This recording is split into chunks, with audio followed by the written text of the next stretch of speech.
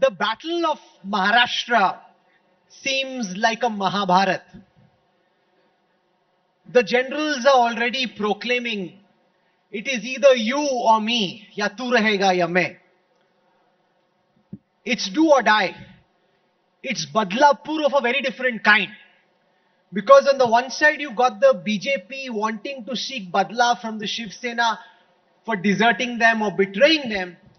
And the other side, you've got the Uddhav Thackeray Sena wanting to seek Badla for what they think is a big political betrayal. To talk about the most consequential assembly election for the next 5 years, the results of which will determine the future direction of Indian politics, I want to welcome to the India Today Mumbai conclave. Ladies and gentlemen, can we have a warm round of applause as we introduce the Deputy Chief Minister, Devendra Fadnavis. Some are calling him the Abhimanyu stuck in the Chakravyuh. Can he find a way out? And joining me for this is my colleague and Maharashtra's top political journalist, Sahil Joshi. So welcome. Devendra bhai, let's get started. As an Abhimanyu, हाँ जी request करता हूँ देवेंद्र नहीं देवेंद्र शुद्ध मराठी आदमी हो भैया Devendra Marathi pride yes versus Gujarati अस्मिता. नहीं नहीं कोई नहीं हम पूरे देश को एक मानते हैं सिर्फ नाम में थोड़ी गलती हो गई इसलिए बता रहा हूँ. अच्छा सर, जिस तरीके से लोकसभा के इलेक्शन में आपकी पार्टी का स्ट्राइक रेट, और मैं अपने प्रोड्यूसर्स को कहूंगा कि हम वो डेटा इंटेलिजेंस यूनिट की चार्ट पीछे दिखाएं, ऐसा किसी ने नहीं सोचा होगा कि बीजेपी कमजोर कड़ी साबित होगी. लोगों को लगा कि एकनाथ शिंदे की सेना कमजोर हो सकती है, कुछ को लगा अजीत पवार शायद अच्छा परफॉर्म नहीं करेंगे, लेकिन जब एंड एनालिसिस हुआ एनडीए में आप कमजोर कड़ी साबित हुए. पहला ये कि तब से अब तक क्या रिकवरी हो चुकी है असेंबली इलेक्शन के लिए, क्या आप यहां से वापस खींच पाएंगे, और क्या हुआ कि बीजेपी कमजोर कड़ी साबित हुई? पहली बात तो यह है कि बीजेपी को कमजोर कड़ी कहना यही सबसे गलत एनालिसिस है. ये जिसने एनालिसिस किया है उसको नए तरीके से एनालिसिस करना सिखाना पड़ेगा, क्योंकि बीजेपी ने 9 सीटें जीती, 12 सीटें बीजेपी की. ये 3% के भीतर हम लोग हारे हैं. 6,000 से 4,000 से 5,000 से हम लोग हारे हैं. और आप टोटल एनालिसिस कर लिए, हम ही नंबर 1 पार्टी है, हमको ही सबसे ज्यादा वोट मिले हैं. तो कोई बीजेपी बिल्कुल कमजोर कड़ी हुई है ये कहना गलत बात है. हाँ, ये बात मैं स्पष्ट रूप से कहता हूं कि जो फेक नरेटिव जिसके भरोसे एमवीए ने सीटें जीती, आज वो लोग जान चुके हैं कि ये फेक नरेटिव है और हमने ग्राउंड को गेन किया है.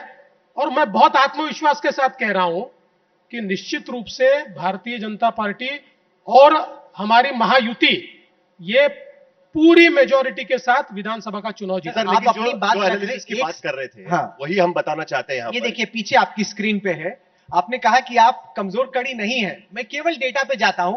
बीजेपी का स्ट्राइक रेट 32% है, एनसीपी अजीत पवार का 25 और शिवसेना शिंदे का 47.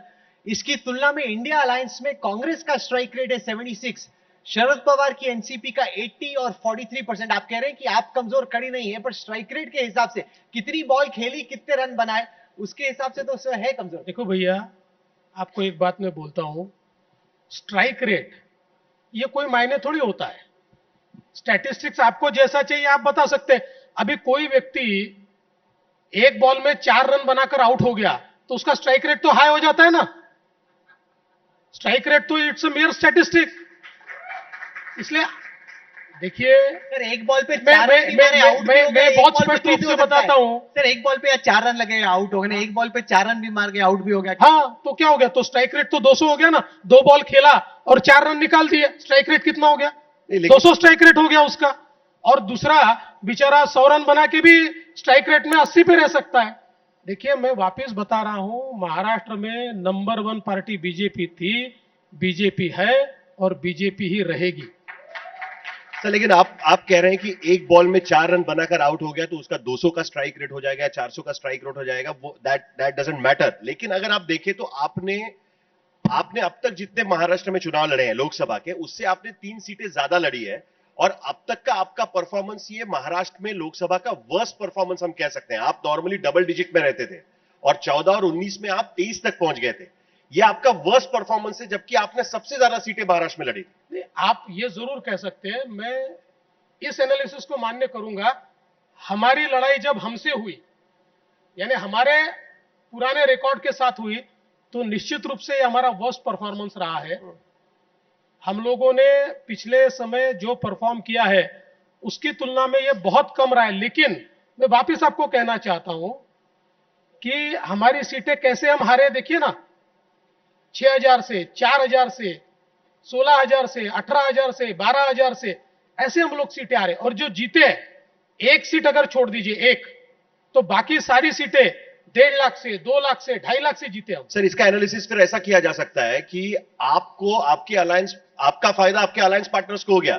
एकनाथ शिंदे की शिवसेना 47% स्ट्राइक रेट लेकर चली गई, लेकिन जिसके लिए आपने उनको साथ में लाया था उसका फायदा आपको नहीं हो पाया। देखिए, इसका बहुत स्पष्ट एनालिसिस मैं करता हूं कि एकनाथ शिंदे जी की जो शिवसेना है उसका वोट ट्रांसफर हमको ज्यादा हुआ, उस तुलना में अजीत दादा की एनसीपी का हमको कम हुआ। लेकिन हम लोगों को यह ध्यान में लेना पड़ेगा, ये दोनों पार्टियां एक प्रकार से ब्रेकअवे पार्टियां थी, नई पार्टियां थी। तो ये चुनाव उनके लिए उनके वोटर को सेटल करने का था, उनका वोटर कौन है उसको चिन्हित करने का था। इसलिए उनको वोटर चिन्हित करके उस वोटर को हमारी तरफ ट्रांसफर करना एक तकलीफ थी। हमारे लिए वो नहीं था। हमारे लिए तो हम लोग एक सेटल्ड पार्टी थे, इसलिए हम हमारे वोट को ट्रांसफर कर पाए। लेकिन विधानसभा में ये नहीं होगा। विधानसभा में निश्चित रूप से वो भी हमको ट्रांसफर कर पाएंगे, हम तो उनको ट्रांसफर करेंगे ही। और इसलिए ये दोनों पार्टियों का फायदा होगा। और एक चीज और मैं कहना चाहता हूं कि शिवसेना के साथ हमारा पुराना गठबंधन है, इसलिए एक दूसरे को वोट देना आसान है। एनसीपी के साथ हम लोग सालों तक उनके खिलाफ लड़े, तो ट्रांसफर करना थोड़ा कठिन था। लेकिन अब उतना कठिन नहीं रहेगा, क्योंकि ये दोनों अलायंसेज जो है ये सेटल हो चुके हैं। पर देवेंद्र भाई, how do you respond to those who think कि अजीत दादा पवार के साथ अलायंस गलत? अब आप बाकी सब चीजें छोड़ दीजिए, जब हम संघ में लोगों से बात करते हैं या बीजेपी के वोटर से बात करते हैं, एक धारणा है, आप माने ना माने, आप मुझे जवाब मत दीजिए। संघ और बीजेपी के तमाम लोग जो इस वक्त आपको हमारे तमाम प्लेटफॉर्म्स पे देख रहे हैं, उनको ये एक्सप्लेन कीजिए कि एक ऐसा शख्स, एक ऐसी पार्टी जिसपे आप नेता विपक्ष के तौर पे सबसे ज्यादा हमला करते थे, 70 करोड़ रुपए का इरिगेशन स्कैम, उसको जब आपने इन्वॉल्व किया, लोग कहते हैं कि महाराष्ट्र में देवेंद्र फडणवीस ने जो किया वो बीजेपी की जो कोर आइडियोलॉजी है, जो आपका पक्का वोटर है, उसको ये पचा नहीं, और इसी वजह से आपका लोकसभा में याद है। देखिए, मैं आपको एक बात बोलता हूं, उनको एक्सप्लेन नहीं, आपको एक्सप्लेन करना है मुझे। उनको एक्सप्लेन कर चुका हूं मैं, आरएसएस को और संघ को, दोनों को एक्सप्लेन कर चुका हूं। अभी सिर्फ आपको एक्सप्लेन करना बाकी है। और आप मानेंगे तो नहीं, क्योंकि मानोगे तो फायदा ही नहीं है, फिर डिबेट ही नहीं होगा। लेकिन छोड़ दीजिए, मैं इतना ही कहता हूं कि हाँ, ये जरूर है। और मैं इस बात को मानता हूं कि हमने एनसीपी को जब साथ में लिया तो हमारे वोटर को यह पसंद नहीं आया, बिल्कुल नहीं आया। लेकिन हमने जब परिस्थितियां उनके सामने रखी कि वो जब हमारे साथ आए, वो कौन सी परिस्थिति में आए, हमने कौन सी परिस्थिति में उनको अपने साथ लिया, तो हमारे वोटर के ये ध्यान में जरूर आया है, या हमारे जो कोर लोग हैं उनके ध्यान में आया है कि पॉलिटिक्स में कई बार ऐसी परिस्थितियां आती है कि जिस समय हम लोगों को कॉम्प्रोमाइजेस करने पड़ते हैं। कई कॉम्प्रोमाइजेस ऐसे होते हैं कि जो एक प्रकार से मन से आपको या आपके लोगों को पसंद नहीं आते, लेकिन आपको करने पड़ते हैं। उस प्रकार के कॉम्प्रोमाइजेस हमने किए इस मामले में। लेकिन आज मैं दावे के साथ कहता हूं, 100% नहीं पर 80% हमारे लोगों को हम ये कन्विंस कर पाए कि हमने ये क्यों किया। सर, पॉलिटिक्स में कोर्स करेक्शन का बहुत अहमियत होती है, आपको पता है, और आप चीफ मिनिस्टर रह चुके हैं। कई बार अगर गलत फैसला होता है तो उसका कोर्स करेक्शन किया जाता है, और चुनाव के बाद चुनाव होते हैं तो वो किया जाता है। क्या आपको लगता है कि लोकसभा के बाद में आपको जो अपेक्षा थी आपके अलायंस पार्टनर से वो तो पूरी नहीं हो पाई? बीजेपी को जितनी अपेक्षा से वोट मिलने चाहिए थे ट्रांसफर, वो नहीं हो पाए। ऐसे में कोई कोर्स करेक्शन की जरूरत है with respect to the alliances? क्या आपको लगता है कि दोबारा से इस बात को सोचने की जरूरत है कि अजीत पवार का हम क्या करें, कितनी सीटें उनको छोड़े, किस तरीके से उनके साथ डील करें? इसका कोर्स करेक्शन करने की जरूरत आपको लगती है? नहीं, मुझे ऐसा नहीं लगता। देखिए, अभी कोर्स करेक्शन का समय भी नहीं है, और वो करना भी सही नहीं है। अभी कोई कोर्स करेक्शन नहीं, जो कोर्स चल रहा है उसी कोर्स में अपीयर होना है, देयर इज नो करेक्शन। ये बात जरूर है कि हम लोगों ने, जो हम लोग बैठ रहे हैं तीनों पार्टियां, तो थोड़ा प्रैक्टिकल व्यू हम लोगों को लेना पड़ेगा, और प्रैक्टिकल व्यू लेते हुए केवल नंबर्स पर हम न जाए। देखिए, विनेबिलिटी ये एक बहुत महत्वपूर्ण चीज होती है, क्योंकि जब तीन पार्टियां अलायंस में बैठती है तो एक मायना होता है विनेबिलिटी का और दूसरा मायना होता है परसेप्शन का, कि मैंने ज्यादा सीटें ली, मैंने कम सीटें ली, कम सीटें ली तो मेरे बारे में क्या सोचा जाएगा। तो हम लोग प्रयास ये कर रहे हैं कि परसेप्शन पे कम काम करें और विनेबिलिटी पे ज्यादा काम करें। अगर उसमें हम सफल हो गए तो मुझे लगता है कि कोर्स करेक्शन की कोई आवश्यकता नहीं है, हम लोग अच्छे तरीके से जीतेंगे। कल मुख्यमंत्री यहां पर आए हुए थे और कल वो बहुत ही कॉन्फिडेंट थे। उन्होंने कहा कि मुझे तो सबने राइट ऑफ कर दिया था, लेकिन देखिए मेरा परफॉर्मेंस, मेरा स्ट्राइक रेट सबसे ज्यादा अच्छा है। लोकसभा में तो मैंने एडजस्टमेंट कर लिया, मैंने 18 से 15 ही सीट में मैं लड़ने के लिए तैयार हुआ, लेकिन अब विधानसभा के लिए सब नहीं चलेगा। मेरा स्ट्राइक रेट अच्छा है, मुझे ज्यादा सीटें मिलनी चाहिए। क्या इस तरीके की कुछ बातें हो रही है? क्या अभी भी बीजेपी ज्यादा सीट लेकर लड़ेगी? क्या अजीत पवार और एकनाथ शिंदे, उनके लिए सीट शेयरिंग आपके लिए डिफिकल्ट हो जाएगा? देखिए, माननीय मुख्यमंत्री महोदय हमारे साथ सीट शेयरिंग में जब बैठ रहे हैं तो कुल मिलाकर तीनों पार्टियों के एस्पिरेशंस को हम एड्रेस करने की कोशिश कर रहे हैं, लेकिन मैं ऐसा कहूंगा कि बहुत सकारात्मकता के साथ हमारा सीट शेयरिंग चल रहा है, और आज मैं ये कह सकता हूं कि वी आर ऑलमोस्ट 80% फिनिश्ड। 20% पे अभी हमारी बातचीत चल रही है। 80% हम लोगों ने सीटें चिन्हित कर ली है, कौन कौन सी सीट लड़ेगा। 20% सीटों को हम जल्दी चिन्हित कर लेंगे। सर, मैं कल कोर्ट में जो बदलापुर इनकाउंटर हुआ उसकी हियरिंग की प्रोसीडिंग्स देख रहा था। जज साहब तो बहुत नाखुश लग रहे हैं आपकी सरकार से। उनको तो लगता है ये ठोक दो, आपने इनकाउंटर कर दिया। आपके लिए कुछ वोटर ताली बजा रहे हैं, but you're a well educated, well read man. आप कॉन्स्टिट्यूशनल वैल्यूज को समझते हैं, लॉ एंड ऑर्डर मेंटेन होना चाहिए। How do you justify an encounter killing? देखिए, पहली बात तो यह है कि we don't believe in encounter. Encounter में हम लोग बिलीव करते ही नहीं है, और मेरा अपना मानना यह है कि किसी भी न्याय प्रक्रिया में rule of the law follow होना चाहिए, और उसी के अनुसार जो अपराधी है उस अपराधी को दंड मिलना चाहिए। हाँ, वो जल्दी मिलना चाहिए। इस केस में आपने देखा, अब ये तो इन्वेस्टिगेशन में आएगा कि बंदूक क्यों निकाली गई और बंदूक क्यों उसके हाथ में गई, ये तो इन्वेस्टिगेशन में आएगा।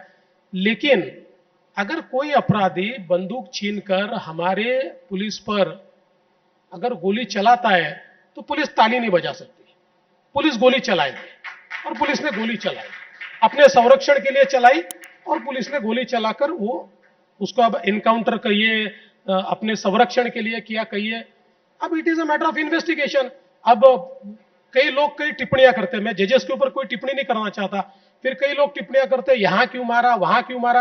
अरे भैया, आपके सामने गन लेकर किसी को खड़ा कर दो और आपके ऊपर वो गोली चला रहा है, और आपके ये सोचोगे यहां मारना है या वहां मारना है, ऐसा नहीं होता है। जहां लगता है वही मारना पड़ता है। सर, हाईकोर्ट ने 12 सवाल उठाए हुए हैं और हाईकोर्ट ने यह पूछा है कि सिर पे गोली कैसे लगी? गाड़ी में बैठे हुए थे आप, पांव पर गोली मार सकते थे, सिर पर गोली कैसे लगी? और इसका इन्वेस्टिगेशन होना चाहिए। क्या इसका एक फेयर इन्वेस्टिगेशन होगा? 100% फेयर इन्वेस्टिगेशन होगा। देखिए, नियम ही है, ये व्यक्ति जो है ये हमारी कस्टडी में था, जुडिशियल कस्टडी में था। जुडिशियल कस्टडी में किसी की भी मृत्यु किसी भी प्रकार से हो, नेचुरल मृत्यु भी हो, तब भी उसका इन्वेस्टिगेशन करना पड़ता है। इसका बिल्कुल फेयर इन्वेस्टिगेशन हम करेंगे। सिर्फ मेरी अपेक्षा यह है, कल घटना घटी है, आज उसकी तफ्तीश हम लोगों ने शुरू किया, हम लोगों ने, पुलिस ने, सीआईडी को केस जाती है, सीआईडी ने शुरू किया।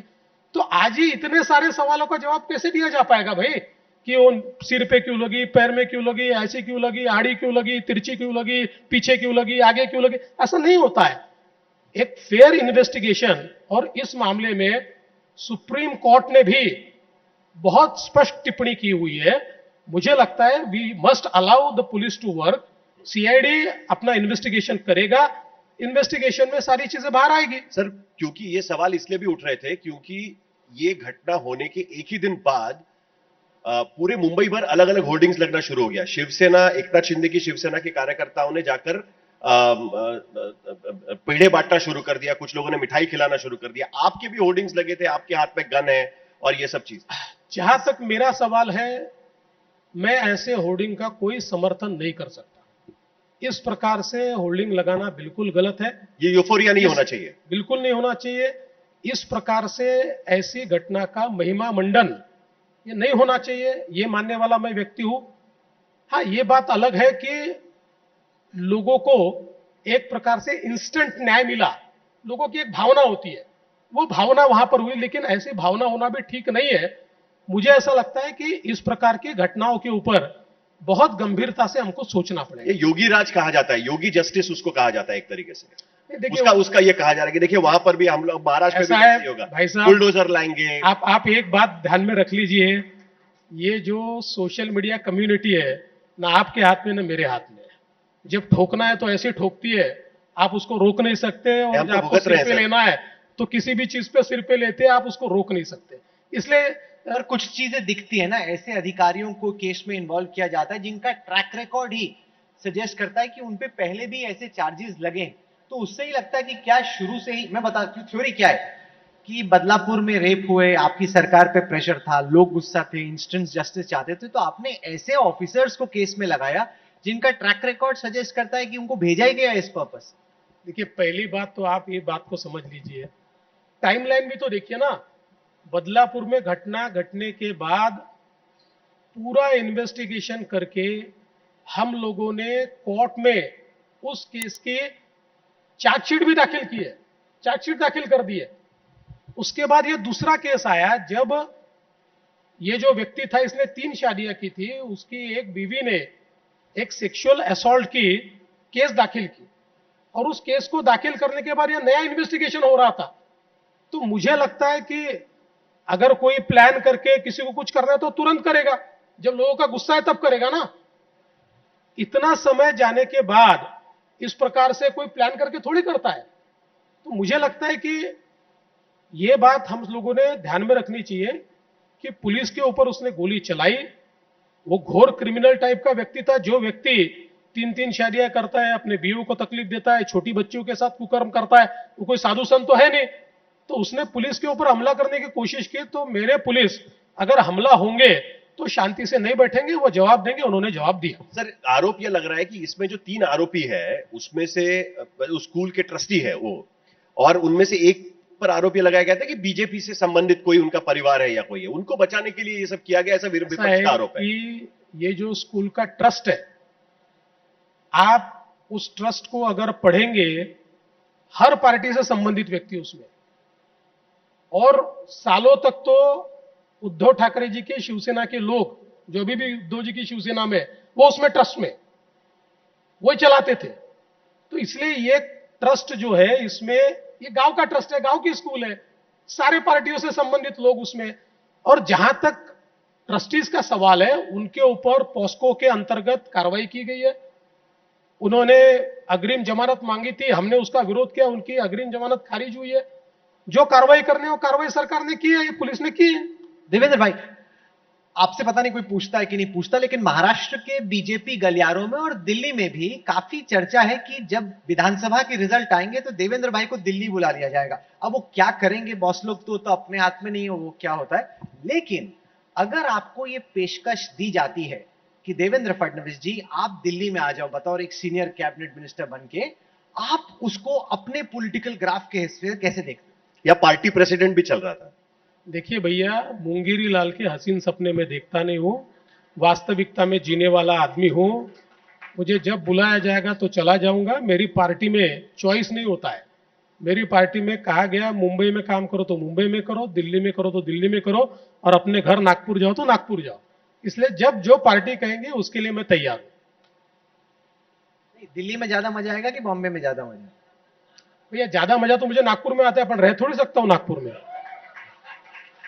देवेंद्र भाई, कल आदित्य ठाकरे जी यहां पे आए थे और कांग्रेस की वर्षा गायकवाड़ सांसद भी यहां पे थी।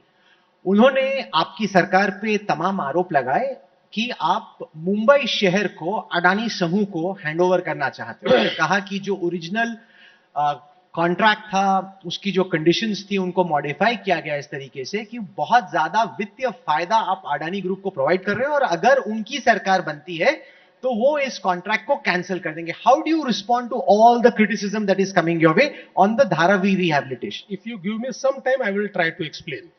पहली बात तो यह है कि इसमें मुझे कोई शक नहीं है कि उनकी सरकार आएगी तो वो इसको कैंसिल करेंगे, क्योंकि उनका ट्रैक रिकॉर्ड रहा है कि जब हमारी सरकार गई उन्होंने हमारी मेट्रो को रोका, उन्होंने हमारे कोस्टल रोड को रोका, उन्होंने हमारे एयरपोर्ट को रोका. तो रोकने का उनका एक एक्सपीरियंस है. हालांकि उनकी सरकार आने वाले नहीं, इसलिए इसमें डरने की बात कुछ नहीं है. लेकिन पहली बात तो यह है कि धारावी के बारे में सबसे पहला टेंडर जब मैं मुख्यमंत्री था तब हम लोगों ने दिया था, उसको इनकी सरकार आई, इन्होंने कैंसिल किया. कैंसिल करने के बाद नई कंडीशंस इन्होंने तय की. वो नई कंडीशंस पूरी की पूरी उद्धव ठाकरे जी के कैबिनेट ने तय की टेंडर की. हमने उसमें क्या फर्क किया? हमने उसमें फर्क ये किया कि उद्धव जी के कैबिनेट ने जो टेंडर कंडीशंस फाइनल की थी उसमें जो टीडीआर मिलने वाला था उस पर कोई कैप नहीं था. मतलब यह हो जाता था कि जिसको टेंडर मिलता वो मुंबई का मालिक बन जाता. टीडीआर का मुंबई का पूरा मार्केट उसके हाथ में होता. हमने कहा नहीं चलेगा, इस प्रकार से नहीं करने देंगे. हमने 90% वैल्यू पर टीडीआर देंगे और टीडीआर का कैपिंग होगा और टीडीआर एक डिजिटल प्लेटफॉर्म पर होगा जो सबके सामने होगा और उसकी वैल्यू 90% से एक्सीड कभी नहीं हो पाएगी. इस प्रकार की कैपिंग हमने उसमें डाला. अब जहां तक उनकी समझ का सवाल है, क्योंकि ये जो लोग बोल रहे हैं या तो वो ना समझ है या उन्होंने स्टडी नहीं किया या उनको राजनीति करनी है. मैं सिलसिलेवार आपको जवाब दूंगा. पहली बात तो यह है कि जब उन्होंने टेंडर कंडीशन फाइनल की थी तो उन्होंने केवल 70,000 लोगों का रिहेबिलिटेशन उसमें तय किया था जो ग्राउंड फ्लोर पर है. हमारे सामने जब विषय आया तो हमने कहा कि भाई अगर इस प्रकार की आपको रिहेबिलिटेशन करना है तो जहां पर 2-3 लाख फैमिलीज हैं वहां आप 60,000 फैमिलीज का रिहेबिलिटेशन करेंगे और बाकी लोगों का नहीं करेंगे, ये कभी प्रोजेक्ट हो नहीं सकता है. ये स्पेशल प्रोजेक्ट है, इसलिए हम लोगों ने ये तय किया कि इस प्रोजेक्ट के अंदर जो फर्स्ट फ्लोर पर है, जिसको इनएलिजिबल कहा है, जो 2011 के बाद का है, ऐसे सब लोगों को हम करेंगे. तो इसलिए निर्णय यह हुआ कि जितने लोग वहां अकोमोडेट हो सकते हैं, एलिजिबल लोग वही होंगे, इनएलिजिबल जितने वहां अकोमोडेट हो सकते हैं वही होंगे, बाकी लोगों को दूसरी तरफ किया जाएगा. और उसमें से हमने रास्ता निकाला कि हम उनको रेंटल हाउसिंग देंगे और 10 साल बाद वो रेंटल हाउसिंग उनकी मालकी में कन्वर्ट होगा जो इन एलिजिबल होंगे. अब साहिल थोड़ा सुन लीजिए मेरी बात को, बाद में हर चीज का जवाब दूंगा. Okay sir. उसके बाद सबसे महत्व का क्या है, ये जो पूरी जगह है, इस जगह में एक तो उन्होंने कहा कि इसमें जो प्रीमियम देना था वो प्रीमियम निकाल, पता ही नहीं रहता, कुछ समझते ही नहीं है. अरे भाई प्रीमियम 4,000 रुपए भरा है, 4,000 करोड़ रुपया प्रीमियम के ऊपर. प्रीमियम की कंडीशन कभी निकाली नहीं है. प्रीमियम की कंडीशन है प्रीमियम के ऊपर ही हाईएस्ट बिडर को दिया गया है. दूसरी चीज यह है, ये जो पूरी जगह है, इस जगह में 18% जगह रोड्स में जाएगी, 17% जगह ग्रीन बेल्ट में जाएगी. कुल मिलाकर सारी जगह का अगर हम विचार करें तो 45 to 50% जगह ये आवश्यक रिजर्वेशंस में जाएगी और 10% जगह ये हम लोगों ने तय किया था कि धारावी ये केवल एक झोपड़पट्टी नहीं है. धारावी जो है एक प्रकार से हमारा वाणिज्यिक केंद्र है, वहां बड़ी इंडस्ट्री चलती है. उस इंडस्ट्री को वही हम रिहेबिलिटेट करेंगे और 5 साल तक उनसे कोई टैक्स नहीं लेंगे. 10% जमीन ये उनको रिहेबिलिटेशन में देनी पड़ती है. तो कुल जमीन का 40% जमीन पर केवल आपको सबको रिहेबिलिटेट करना है और क्रॉस सब्सिडी का पैसा उसमें से ही जनरेट करना है. तो इन्होंने इसका स्टडी नहीं किया है.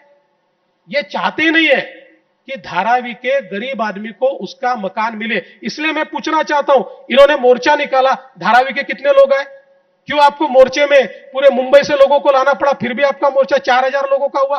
क्योंकि धारावी के लोगों को यह मालूम है कि हमारा सही रिहेबिलिटेशन हो रहा है, इसलिए धारावी के लोगों का उसको पूरा समर्थन है. सर इस पे दो सवाल बिल्कुल दरअसल पूछने हैं मुझे। एक, आपने कहा था कि ट्रांसफरेबल डेवलपमेंट राइट्स को आपने कैप कर दिया है, लेकिन उसके बावजूद भी मुंबई में कोई भी बिल्डर घर बनाने की कोशिश करेगा या बिल्डिंग बनाने की कोशिश करेगा, उसमें से 40% टीडीआर उन्हें अडानी यानी जो ये धारावी रीडेवलपमेंट से खरीदना पड़ेगा। अब उसकी वजह से मुंबई के हाउसिंग प्राइसेस स्काई रॉकेट हो सकते हैं, या एक तरीके से उसका प्राइस अडानी कंट्रोल कर सकते हैं, ये एक आरोप लगाया जाता है। नंबर एक। नंबर दो, इसका जवाब ले लीजिए ना, 1 मिनट जवाब ले लीजिए, ठीक, मैं तो भूल जाऊंगा मैं। ठीक सर। पहली बात, ये कंडीशन किसने लाई? मैं सवाल पूछता हूं, ये कंडीशन लाई किसने? ये कंडीशन उद्धव ठाकरे जी ने लाई। ये जो कंडीशन है टीडीआर की, मैं वही कह रहा हूं, हमने क्या सुधारा? उद्धव ठाकरे जी ने जो किया था, उनकी कैबिनेट ने जो टीडीआर दिया था, उस पर कैपिंग नहीं था। कैपिंग नहीं होने का मतलब आप होर्डिंग कर लेंगे, उसकी कीमत बढ़ाएंगे और दूसरों को तो चारा ही नहीं होगा। प्राइस पर अभी भी कैप नहीं है ना? है कितना कैप? आप 40% टीडीआर पे कैप, मतलब प्राइस पे कैप लगे? प्राइस पे ना, जो प्राइस है उसके 90%, 100% नहीं, रेडी रेक्टर प्राइस 90% से ऊपर नहीं जा सकते। नहीं तो अगर उद्धव जी के या एमवीए की सरकार ने जो कंडीशन की थी, उस कंडीशन को मान्य करते तो जो विकासक है, जो डेवलपर है, 200% तक भी प्राइस ले जा सकता, क्योंकि वो प्राइस रोक के रख लेता, वो टीडीआर नहीं देता। दूसरा, उनके इसमें जो टीडीआर अवेलेबिलिटी है, उसका डिजिटल प्लेटफॉर्म ही नहीं था। वो डिजिटल प्लेटफॉर्म हमने तैयार कर दिया। सबसे बड़ी बात, ये कोई भी चीज अडानी को नहीं दी गई है, ये डीआरपी को दी गई है। डीआरपी धारावी रीडेवलपमेंट, हाँ, ये सरकार की है, हमारा हिस्सा है, उसमें सरकार होल्ड कर रही है हिस्सा। ये कोई अडानी को ट्रांसफर थोड़ी हुई है। अडानी प्राइवेट लिमिटेड, अडानी जो उनकी कंपनी है, उनको कोई चीज ट्रांसफर नहीं हुई है। सारी चीज डीआरपी में है और डीआरपी में सरकार की हिस्सेदारी, हम कंट्रोल करते हैं डीआरपी। सर दो और उसमें से एक सवाल उठते हैं। एक है डेवलपमेंट कंट्रोल रूल का, जो हाल ही में यह पता चला है कि धारावी रीडेवलपमेंट अथॉरिटी के जो सीईओ होंगे वो उसमें चेंजेस कर सकते हैं, बदल कर सकते हैं, जो नॉर्मली बीएमसी कमिश्नर को अधिकार होते हैं किसी डीसीआर में चेंज करना है। तो एक दूसरा आरोप यह लगता है कि आप मल्टीपल धारावीज खड़ी करेंगे, क्योंकि जो पात्र लोग हैं, जिनको एक्सेप्ट किया गया है कि वो वहां के निवासी है, उनको वहां पर घर मिलेगा, बाकी लोगों को बाहर भेज दिया जाएगा, तो अलग अलग धारावी खड़ी हो जाएंगी मुंबई के आसपास में। ये दो आरोप और उसमें लग रहे हैं। पहली बात तो यह है कि आपने जो कहा, यह भी मैं बता देता हूं कि ओरिजिनली जो कंडीशंस उद्धव जी ने तय की थी, उसमें ही डेवलपमेंट कंट्रोल अथॉरिटी डीआरपी ही थी, उसमें भी डीआरपी थी। लेकिन डीआरपी में डेवलपमेंट कंट्रोल का अधिकार किसका है? उसमें अधिकार जो सेक्रेटरी लेवल का हमारा अधिकारी है, महाराष्ट्र सरकार का जो प्रिंसिपल सेक्रेटरी लेवल का अधिकारी है, ये उसके अधिकार है। Who is equivalent to the municipal commissioner of BMC, ये उसके अधिकार है, कोई अडानी के अधिकार नहीं। एक शहर में दो डीसीआर हो जाएंगे ना, दो डेवलपमेंट कंट्रोल की अथॉरिटीज हो जाएंगी। भैया आपकी जानकारी के लिए, इस शहर में 8 अथॉरिटी है। ठीक है, लेकिन 8 अथॉरिटी है, जो 8 अथॉरिटी अपना अपना डेवलपमेंट कंट्रोल रूल करती है। लेकिन आपको और बड़ी जानकारी दे देता हूं, कोई भी अथॉरिटी इंक्लूडिंग डीआरपी अगर अपना डेवलपमेंट कंट्रोल रूल तैयार करते हैं, उनको अधिकार नहीं होता है, वो सरकार को भेजना पड़ता है। अगर सरकार बोलती है कि आपके डेवलपमेंट कंट्रोल रूल सही है और उसको सरकार अप्रूव करती है, तो ही ये डेवलप। इसलिए मैंने कहा, ये नरेटिव है, अडानी कंट्रोल कर लेंगे, अडानी, अरे कौन से, क्यों करेंगे भाई? सरकार करेगी, जो करनी है सरकार करेगी, और सरकार चाहेगी वही अडानी को करना पड़ेगा। अगर नहीं करेंगे तो उनसे कॉन्ट्रैक्ट निकाल लेंगे। सर, एक और विधानसभा चुनाव का इंपॉर्टेंट मुद्दा है आरक्षण को लेकर। 17 सितंबर से मनोज जरांगे पाटिल अनशन पे बैठे हैं और उनका यह कहना है कि ये लास्ट चांस है, लास्ट एजिटेशन, लास्ट चांस। कल खत्म हो गया। कल उन्होंने अब सवाल यह है कि इस रिजर्वेशन के इशू को आप असेंबली के कॉन्टेक्स्ट में कैसे प्ले आउट होता हुआ देखते? देखिए, इशू तो है ही, और सबसे महत्व की बात यह है कि मराठा समाज को रिजर्वेशन हमने दिया। आज भी 10% रिजर्वेशन मराठा समाज को है। अब मनोज जरांगे पाटिल, इन्होंने कई मांगे की और उनकी अंतिम मांग, ये अंतिम है कि नहीं मुझे मालूम नहीं, पर अब जिस मांग पर आकर वो रुके हुए हैं, वो मांग ये है कि मराठा समाज को ओबीसी में सम्मिलित करिए, ओबीसी में से आरक्षण दीजिए। अब हम लोगों ने एक ऑल पार्टी मीटिंग ली थी, शरद पवार जी भी आए थे, उसमें कांग्रेस के नाना पटोले जी भी आए थे, उसमें शिवसेना के यानी अपने उद्धव जी की पार्टी के लोग भी आए थे, और सबने मिलकर एक रिजोल्यूशन साइन किया है, जिस रिजोल्यूशन में कहा है कि मराठा समाज को आरक्षण देना चाहिए, लेकिन किसी और के आरक्षण में नहीं देना चाहिए। ये सबने एग्री किया हुआ है। अब मनोज जरांगे पाटिल ये कहते हैं कि मुझे ओबीसी में आरक्षण चाहिए। वो रोज मेरे पर बोलते हैं, वो कहते हैं कि देवेंद्र फडणवीस नहीं देना चाहते, देवेंद्र फडणवीस ने अटकाया हुआ है, देवेंद्र फडणवीस। पहले तो मैंने उनको एक बात साफ शब्दों में कही कि भैया, मुख्यमंत्री और दो उप मुख्यमंत्री हम जो निर्णय लेते हैं साथ में निर्णय लेते हैं, कोई अलग निर्णय नहीं है। और मेरे मुख्यमंत्री जिस दिन ये कह देंगे कि उनको कोई मराठा समाज के लिए निर्णय लेना है और मैंने अटकाया हुआ है, उस दिन मैं इस्तीफा भी दे दूंगा और राजनीति से संन्यास भी ले लूंगा। तो आप पर क्यों आरोप लगाते हैं? वो नहीं, मुख्यमंत्री को स्पेयर कर देते हैं और आप पर ही आरोप लगाते हैं। साहिल, आपसे ज्यादा कौन जानता है? आपको महाराष्ट्र की राजनीति मालूम है। सर आप बताइए, मेरे ऊपर क्यों आरोप लगता है? आपको मालूम है क्यों मेरे मुंह से बुलवाना चाहते हो, क्यों नई कंट्रोवर्सी खड़ा करना चाहते हो? फिर कोई अच्छी हेडलाइन नहीं बनेगी, वही हेडलाइन बनेगी, छोड़ दो।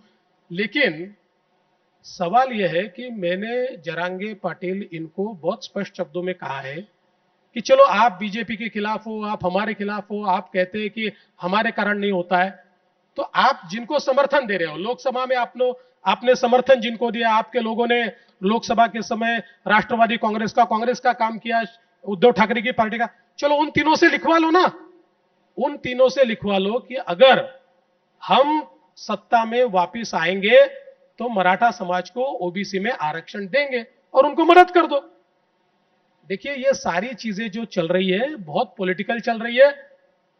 कई लोगों के कंधों पर बैठकर बंदूकें चला रहे हैं, लेकिन मैं आपको कहता हूं धीरे धीरे लोगों के सामने ये सारी चीजें स्पष्ट होने लगी है और चुनाव में इसका जितना असर लोगों को लगता है उतना असर नहीं होगा। सर एक सवाल हमेशा रहता है कि जो भी कैंपेन होती है उसमें कौन बनेगा मुख्यमंत्री। आज की स्थिति में ना महाविकास आघाड़ी ये कह पा रही है ना महायुति कह पा रही है कि कौन बनेगा मुख्यमंत्री। आपकी सरकार आती है तो मुख्यमंत्री कौन बनेगा, क्या इसका जवाब आपके पास है? देखिए, इसका जवाब देने का कॉम्पिटेंसी मेरे पास नहीं है। नहीं, पार्टी बता दीजिए, नाम छोड़ दीजिए। कॉम्पिटेंसी नहीं, क्योंकि 3 पार्टियां हैं। हमारे एकनाथ शिंदे जी उनके पार्टी के मालिक है, वो अध्यक्ष है। अजीत पवार जी उनकी पार्टी के मालिक है, वो अध्यक्ष है। मैं मेरी पार्टी में महाराष्ट्र का नेता हूं। मेरी पार्टी की एक निर्णय प्रक्रिया है। मेरी पार्टी में हमारा जो पार्लियामेंट्री बोर्ड है वो निर्णय करता है कि कौन मुख्यमंत्री बनेगा। तो इसलिए कॉम्पिटेंसी मेरे पास नहीं है कि मैं इसके ऊपर कमेंट करूं। हाँ, इतना जरूर कह सकता हूं कि हमारा पार्लियामेंट्री बोर्ड, मुख्यमंत्री जी और मतलब हमारे साथ की दोनों पार्टियां मिलकर तय करेगी, और जिसको वो तय करेगी, जैसा वो निर्णय लेगी, हम सब लोग उस निर्णय के पीछे हैं। कोई रोटेशनल चीफ मिनिस्टर, ऐसा कोई प्लान आपका है? अरे भैया, कल तो आप बोलोगे म्यूजिकल चेयर करो और उसके आजू बाजू घुमाओ और जो बैठेगा उसको करो। ऐसा नहीं होता है, ऐसा नहीं होता है भैया। रोटेशनल तो बनेगा तो किसी एक ही पार्टी का बनेगा 5 साल के लिए पूरा, अगर आपकी सरकार आती है। देखिए, पहली बात तो यह है कि इसके ऊपर भी कमेंट करने का अधिकार मेरा नहीं है, मेरा पार्लियामेंट्री बोर्ड तय करेगा। लेकिन मैं इतना जरूर कह सकता हूं, रोटेशनल वगैरह चीजें होती नहीं है। सर, मैं आपको लोकसभा का डेटा दिखाता हूं, उसको हमने असेंबली लीड्स में कन्वर्ट किया, और मैं जानना चाहता हूं कि अगर आप अभिमन्यु और इस चक्रव्यूह से निकलना है असेंबली से पहले, आपको क्या लग रहा है कि अगली महाराष्ट्र की असेंबली की तस्वीर क्या हो सकती है? 288 टोटल सीटों में से महायुति को 126 आई, जिसमें बीजेपी की 79, शिवसेना शिंदे की 40, एनसीपी अजीत पवार की 6, आरएसपी की 1, कांग्रेस की 63, उद्धव बाला साहेब ठाकरे की 57, शरद पवार साहेब की 33। 145 का मार्क है। अगर यही ट्रेंड रहा, अच्छा उसमें लोकसभा में क्या है, तब तो मोदी जी थे टिकट पे, मोदी जी का गुडविल है, एक स्टैंडिंग है, ये ज्यादा लोकलाइज्ड इशू है। अगर इसी को, और पिछले 5 साल का रिकॉर्ड करता है कि असेंबली में बीजेपी का वोट शेयर घटता है क्योंकि लोकसभा में मोदी जी का बूस्ट मिल जाता है आपको। अगर वो ट्रेंड जारी रहा तो अभिमन्यु तो मुश्किल में है। चलो, अच्छा है कि आपने आखिरी के स्टैटिस्टिक्स में पहले सवाल का जवाब दे दिया। अब देखिए, स्टैटिस्टिक्स में सबसे बड़ी पार्टी कौन सी है बताइए? सबसे ज्यादा सीटें किसको मिल रही है? बीजेपी को मिल रही है। तो ऐसा स्टैटिस्टिक्स और मत जाइए। स्टैटिस्टिक्स कुछ नहीं होता है। स्टैटिस्टिक्स ये हम लोगों का मन बहलाते हैं, लोग हमारा मन बहलाता है, आप हमारा मन बहलाते हैं, हम आपका बहलाते हैं। एक नरेटिव जो आज महाराष्ट्र में है, एक महाराष्ट्र का जो एक पॉलिटिकल सेंस मेरे पास है, मैं आपको ये कहता हूं कि महाराष्ट्र में सबसे बड़ी पार्टी विधानसभा में भी भारतीय जनता पार्टी रहेगी। सबसे बड़ा अलायंस ये महायुति रहेगी और महायुति पूरी मेजॉरिटी के साथ सरकार में आएगी। सर स्टैटिस्टिक्स आप कह रहे हैं कि छोड़ देते हैं तो छोड़ देते हैं, लेकिन केमिस्ट्री पर तो बात कर सकते हैं। कोई तो टॉपिक हमें डिस्कस करना चाहिए। तो केमिस्ट्री पर मुझे ये पूछना है कि क्या बीजेपी के अंदर पार्टी के, आपने उसका जवाब शुरुआत में देने की कोशिश की थी, लेकिन पार्टी के कई कार्यकर्ता अभी भी कहते हैं कि हमें हमारी ताकत सबसे ज्यादा होने के बावजूद, नंबर 1 पार्टी होने के बावजूद भी हमें पांव पीछे लेना पड़ रहा है। हाल ही में आपका जो कैंपेन कमेटी बनी थी उसमें से किरीट सोमैया ने कहा कि मैं अभी और अपमान सहन नहीं करूंगा, मुझे काम नहीं करना है इस कैंपेन कमेटी में। तो ये चीजें अभी भी हो रही है इलेक्शन के पहले। आप उसको कैसे टैकल करेंगे? क्या आप पार्टी के कार्यकर्ताओं को ये कहेंगे कि इस चुनाव के बाद आपके सारे जो सवाल है उसके जवाब आपको मिल जाएंगे?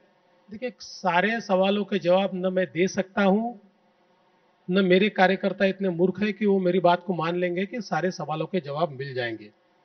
पॉलिटिक्स में समय जो होता है ना, वो हर चीज का उत्तर होता है, और परिस्थितियां जो होती हैं उन परिस्थितियों में निर्णय होता है। कौन सी पार्टी ऐसी है? अब आप हमारी बात करें, कांग्रेस में भी तो वही चल रहा है। वो बोलते हैं नाना पटोले को बनाना है, ये बोलते हैं उद्धव जी का चेहरा कम से कम 4 दीवारों में तो भी कह दीजिए कि उद्धव जी बनेंगे। ये कह रहे हैं, शरद पवार साहब तो कह रहे हैं कि शरद पवार साहब ने तय कर लिया है कि सुप्रिया ताई को बनाना है। तो वहां कौन सा? देखिए, 3 पार्टियां हैं, तो तीनों के एस्पिरेशंस रहेंगे। हर एक कार्यकर्ता को लगता है, मुझे भी लगता है एक कार्यकर्ता के रूप में, कि मेरी पार्टी सबसे बड़ी होनी चाहिए। लेकिन मुझे राजनीतिक वास्तविकता में जीना पड़ेगा कि आज की परिस्थिति में आपका कार्यकर्ता चाहता है कि मुख्यमंत्री भी बने बीजेपी का? हाँ, बिल्कुल चाहेगा, क्यों नहीं चाहेगा। और आप बने ये भी चाहते हैं कई लोग। मैं आपको एक बात बोलता हूं सर, आप बने ये भी चाहते हैं बहुत नहीं, वो छोड़ दीजिए। नहीं, कैसे छोड़ दे सर? आप रह चुके हैं मुख्यमंत्री, चाहते हैं कि लोग मुख्यमंत्री। मैंने बहुत 5 साल कर लिया, बना नहीं बना मुझे कोई फर्क नहीं पड़ता। अजीत दादा कल कह के गए हैं कि मुझे बनना है मुख्यमंत्री का। ठीक है, बिल्कुल सही बात है। वही मैं कह रहा हूं, अरे भाई, जिसके पास एक एमएलए होता है ना, उसको भी लगता है कि मुख्यमंत्री बन जाओ, या उसके भी कार्यकर्ता को लगता है कि मेरा ही व्यक्ति बनना चाहिए। लेकिन लगने से कुछ नहीं होता है ना, जो होता है वो जिसको हम कह सकते हैं पॉलिटिकल रियलिटी में जीना पड़ता है। तो जो परिस्थितियां बनती है उन परिस्थितियों में आगे जाना पड़ता है। जो पॉलिटिकल राइवलरी है आपके और उद्धव ठाकरे जी की, वो बढ़ती जा रही है। उनका ये बयान आया कि आप स्ट्रेट खेलोगे, सीधा खेलोगे तो हम सीधा खेलेंगे, आप टेढ़ा खेलोगे तो हम भी वैसे खेलेंगे। अब आप बचोगे यार, now either you will stay और आई विल स्टे। तो कौन रहेगा? महाराष्ट्र का बदलापुर कौन जीतेगा? किसको मिलेगा राजनीतिक बदला? वो भी रहेंगे, मैं भी रहूंगा। कहां जाने वाले हैं? कौन किसको समाप्त कर पाया है? राजनीति में कोई किसी को समाप्त नहीं कर सकता, जनता केवल समाप्त कर सकती है। जनता के सिवा कोई किसी को समाप्त नहीं कर सकता। और उनको, वो प्रयास कर ले, उनको लगता है ना, तो वो मुझे समाप्त करने का जितना प्रयास करना है कर ले। जब तक जनता का आशीर्वाद मेरे साथ है, मेरा कोई बाल बाका नहीं हो सकता। और जैसा आपने कहा मेरा अभिमन्यु हुआ है, मैं आपको कह देना चाहता हूं, मैं आधुनिक अभिमन्यु हूं। मुझे चक्रव्यूह तोड़ना आता है, मैं तोड़ के दिखाऊंगा। अब ये अभिमन्यु को अपने ही लोगों के खिलाफ लड़ना पड़ा था। आप नहीं, नए वाले अभिमन्यु है, या अभिमन्यु की किसी भी दौर में कहानी वैसे ही खत्म होती है। लेकिन अपने लोगों ने कौरवों के खिलाफ लड़ा था, इसलिए मैं कौरवों के खिलाफ ही लड़ रहा हूं। ये हम लोगों को नवंबर में पता चलेगा। आपने तमाम सवालों के जवाब दिया। अच्छी बात देवेंद्र भाई की यह है कि ये सवाल से डरते नहीं है। जो भी जितना भी खतरनाक सवाल आया आप जवाब देते हैं, और ये बात हमें आपकी अच्छी लगती है। वोटर आपको कितना पसंद करते हैं वो उन्हीं को डिसाइड करना है, वो आपके और आपके वोटर के बीच का है। लेकिन आपने तमाम सवालों के जवाब दिए, आपने वक्त निकाला, हमारे साथ जुड़े। देवेंद्र फडणवीस, आपका बहुत बहुत धन्यवाद। थैंक यू सो मच, धन्यवाद, बहुत बहुत धन्यवाद।